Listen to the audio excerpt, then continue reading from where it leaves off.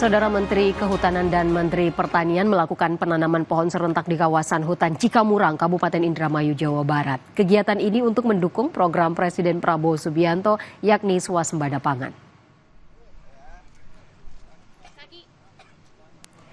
Kementerian Kehutanan dan Kementerian Pertanian berkolaborasi melakukan penanaman serentak agroforestry pangan.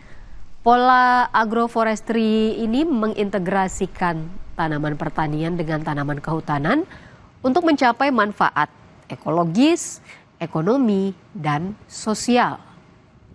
Pohon yang ditanam adalah mangga dan padi gogo. Selain mendukung program Presiden Prabowo Subianto, yakni swasembada pangan, kegiatan di Desa Cikawung, Kabupaten Indramayu, Jawa Barat ini juga memanfaatkan hutan yang kondisinya gersang atau hutan yang sudah gundul dan meningkatkan produktivitas lahan. Pertama penanaman padi gogo ya, ditanam secara agroforestry. Nomenklatur kami adalah hutan cadangan pangan, energi, dan air.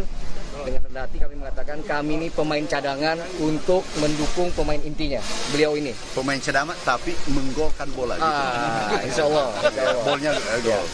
Tapi sekali lagi ya, dengan cara agroforestry, tanah yang sudah terdegradasi, yang sudah gundul, ditanam dengan pohon tanaman hutan plus dengan apakah nanti padi gogor ini atau jagung dan sebagainya.